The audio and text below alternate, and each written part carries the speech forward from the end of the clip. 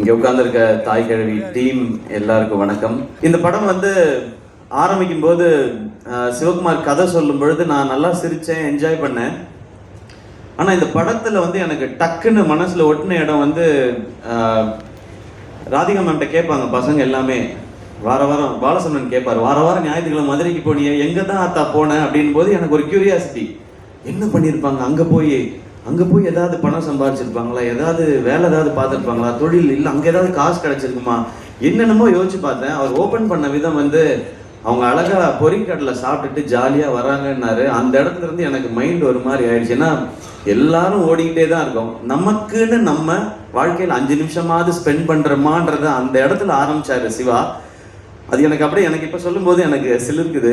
அங்கே ஆரம்பித்து அந்த கதை வந்து போயிட்டே இருந்துச்சு. அந்த இடத்துல முடிவு பண்ணிட்டேன், இது பயங்கரமான தாட்டுன்னு. ஏன்னா முதல்ல நம்மளை நம்ம சந்தோஷமாக வச்சுக்கிறது தான் முதல் இதுன்னு நினைக்கிறேன். இந்த வாழ்க்கையில் நம்ம என்னைக்காவது எவ்வளவு நாள் வாழ்க்கையில் நம்ம சந்தோஷமாக இருந்திருப்போம், இல்லை எத்தனை முறை நம்ம நிம்மதியாக ஃபீல் பண்ணியிருப்போம், அப்பாடா ஓகே. ஏன்னா பிரச்சனை இருந்துக்கிட்டே தான் இருக்க போகுது, அதுக்கு நடுவில் நம்மளை சந்தோஷப்படுத்திக்கிறதுன்னு ஒன்று இருக்குல்ல. அதை இந்த படத்தில் சிவா சொல்லும் போதுலேருந்து எனக்கு இந்த படத்தோட பெர்ஸ்பெக்டிவே மாறிடுச்சு.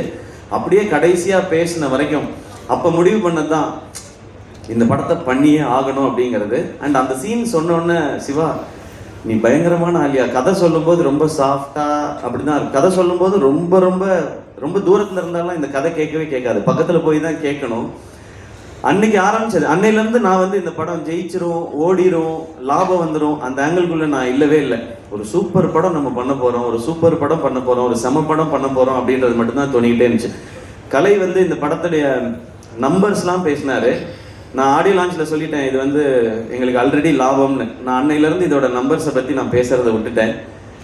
நான் என்னெல்லாம் ரசித்தேனோ அது எல்லாத்தையும் ஆடியன்ஸ் அதே இடத்துல கை தட்டும் போதும், அதே இடத்துல விசில் அடிக்கும் போதும், அதே இடத்துல அவங்க கண் கலங்கும் போதும் எனக்கு ரொம்ப ரொம்ப சந்தோஷமாகவும் திருப்தியாகவும் இருந்தது சிவா. அந்த டைம்லலாம் நான் யோசிச்சது என்னென்னா, நம்ம ஒரு பயங்கரமான தயாரிப்பாளர், நம்ம ஒரு பயங்கரமான நடிகர்லாம் இல்லவே இல்லை, நம்ம ஒரு நல்ல ரசிகன் அப்படின்றது எனக்கு தோணுச்சு.